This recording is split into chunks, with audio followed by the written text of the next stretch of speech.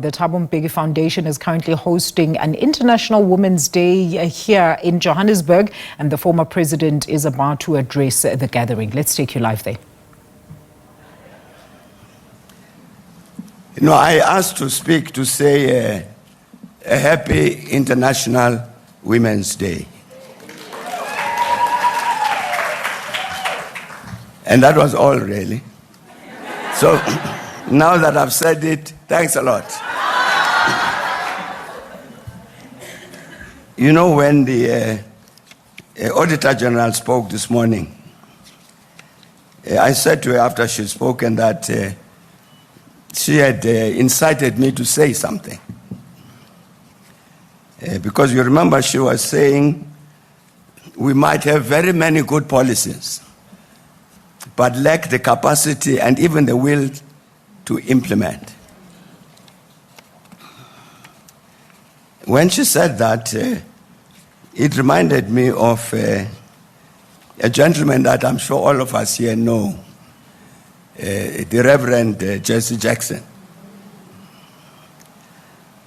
Jesse Jackson is a very creative person. One time we were in the States with the late Oliver Tambo campaigning. At that time, one of the popular cinema things in the States was a series named Rambo. You know, the Rambo, the Hollywood Rambo. So Jesse Jackson would be saying, President Reagan must stop watching Rambo and start listening to Tambo. But Jesse, what I really want to say about him, he then campaigned for President of the United States. And his slogan was, I am somebody. It took me a bit of time because I'm a bit dumb. It took me a bit of time to understand why Jesse was saying that. I am somebody. He was talking about the life of the African American who gets to America as a slave, which means you are nobody. Then Emancipation Declaration comes, in a particular period in the States they call the Jim Crow period. This black American was still nobody. As Martin Luther King Jr. and Malcolm X and these others lead that struggle, they are still nobody. So when he stands up, he's campaigning to be President of the United States. He says to Americans, I want to tell all of you, particularly this white America, I am somebody. So when Tsagani spoke today, I was saying to myself, I wonder what the women of South Africa say about themselves. Are they saying, I am somebody? I don't know. Are you somebody? Somebody nyana, she says. It's really this, the point she was making, that we said we've got an absolute imperative to make sure that we are somebody, to liberate ourselves from a definition given to us by other people, to say we are determined to liberate ourselves from poverty, from backwardness, from ignorance, from a definition of ourselves by another person. So that, like Jesse Jackson, we can say, I am somebody. That it's not enough for us to have these correct policies. We must have the capacity to achieve what we say in terms of those policies. So I said, I'd like to say that after she said we must have a capacity to implement the policies that we decide upon. I don't know if we've discussed this today, particularly in our last session. What policies do we have for women's emancipation, women's empowerment in this country? And what are we doing to implement those policies if they are correct policies? I doubt if we've discussed that. If we don't, we will not be able to answer, to say this thing that I am somebody.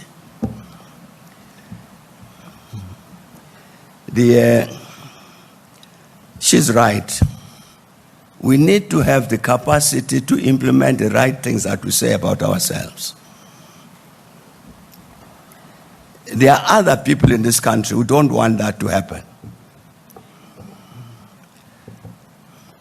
You know, when I come, as everybody knows, I come from the ANC. So when we won the elections in 1994, we had a big celebration at the Carlton Hotel here in Johannesburg. Big celebration, free at last, free at last. I think we didn't pay close enough attention to the fact that not everybody was celebrating with us. There are some people who had been fighting us all of these decades who were not celebrating, who were saying to themselves, these ones are celebrating because they think they've won a war, whereas in fact they've won a battle. We will win the war. So, part of what she's talking about, the absence of capacity, is because there are some people in our country who never celebrated 1994 with us, who said that the war, they will win the war, who've made it their effort, their task to make sure that the capacity we want to develop doesn't happen. And some of them wear ANC t-shirts like me. But are very busy making sure that we don't develop this capacity that Tsakani was talking about.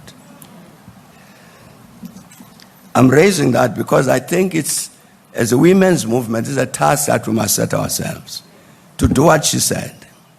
But understanding that we have an open freeway. There's somebody there who's standing there who's trying to make sure that we don't succeed.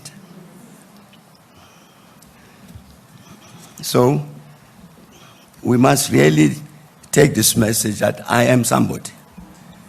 It means you have a certain level of commitment which says, I refuse to be defined by another. I am somebody. Last year we celebrated the 30th anniversary of our liberation, democracy. So I was asked by many people, journalists at home, abroad, and organizations, to say something about 30 years of democracy in South Africa. So there were too many of the requests.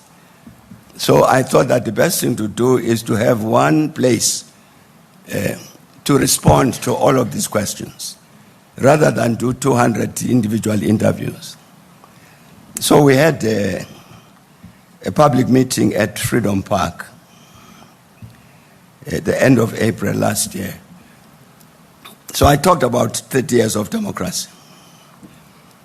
But as I was talking, you can't avoid the conclusion that the country, after 30 years of liberation, is in trouble. You can't avoid it. The economy is in a bad state. I hear people talking about green shoots. I don't see them. Levels of unemployment are increasing. Levels of poverty are increasing. This issue about the emancipation of women and development, progress has been made, but what kind of progress? Can't avoid the conclusion that the country is facing very serious challenges.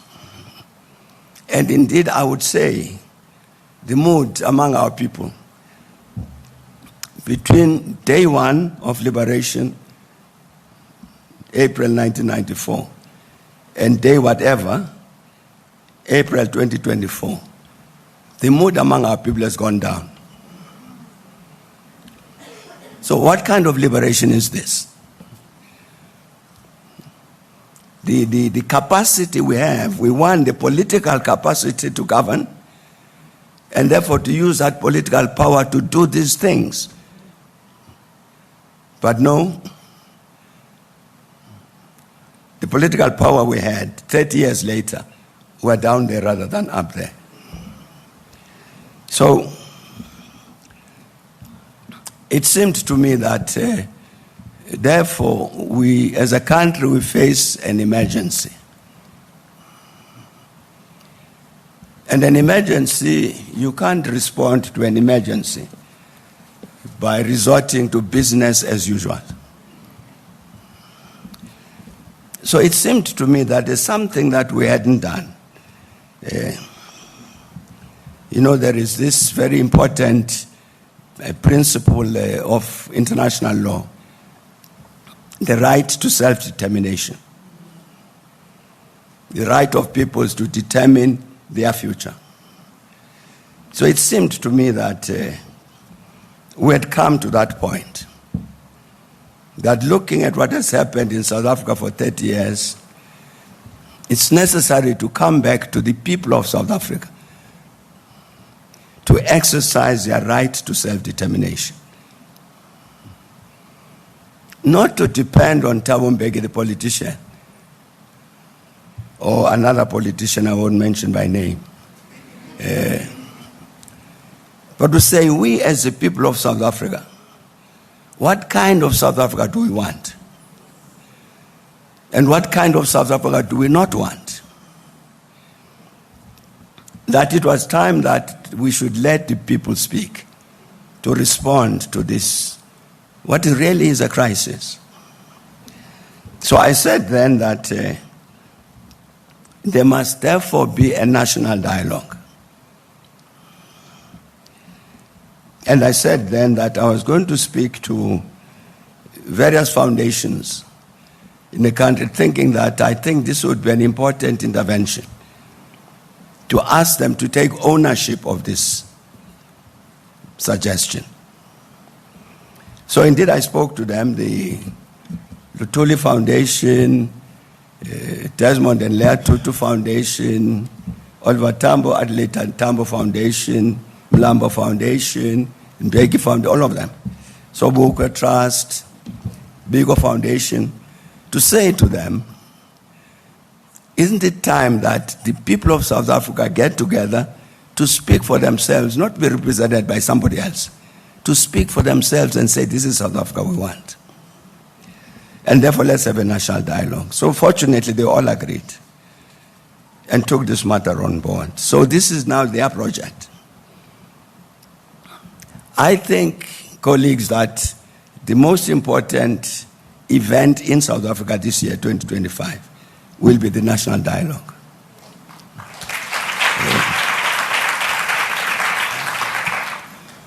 The foundations have been meeting, working on this matter. And what they are saying to me is, unfortunately, the President of the Republic, President Ramaphosa, has said this a number of times, that there will be a national dialogue.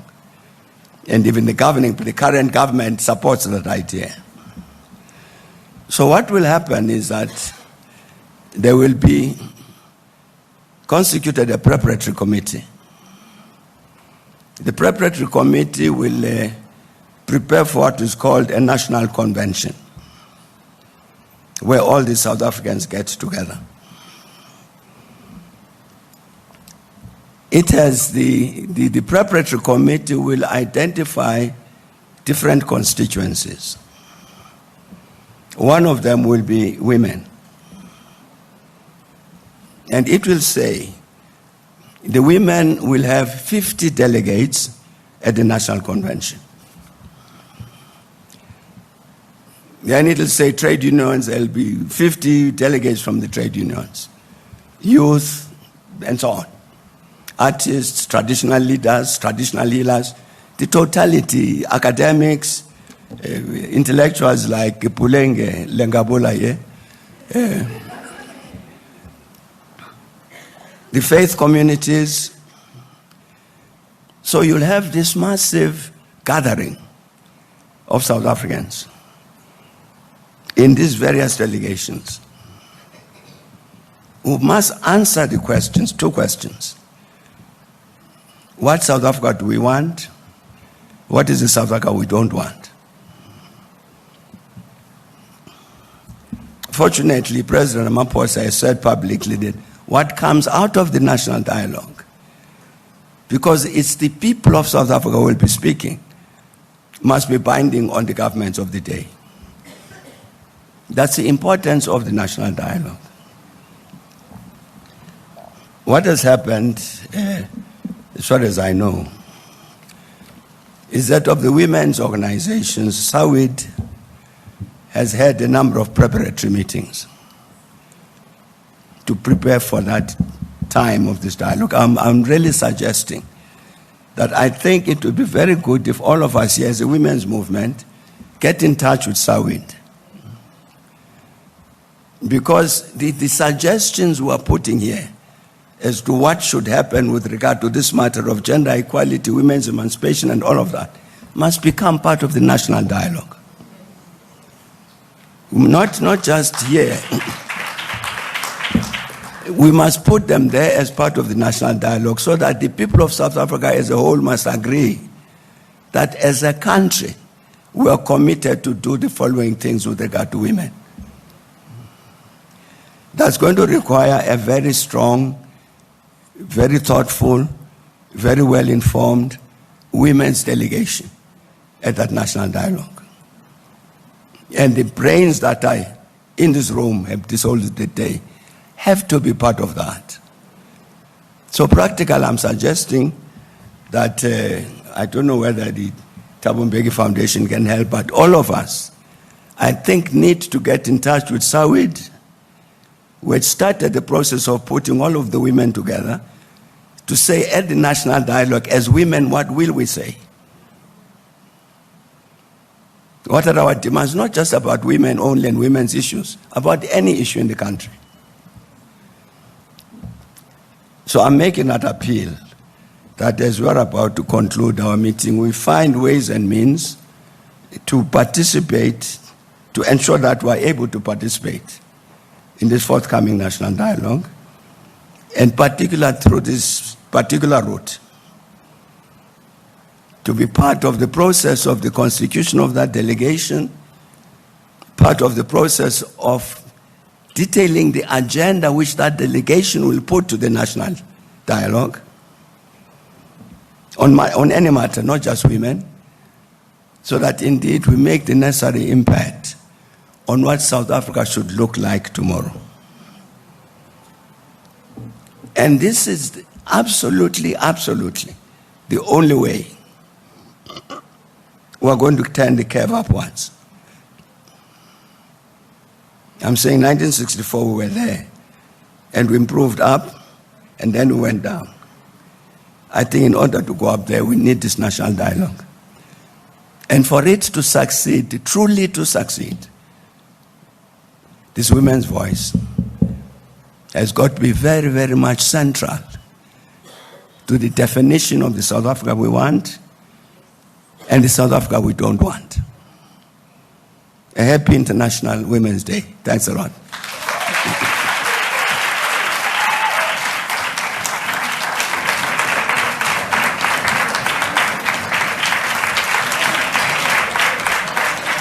President, thank you.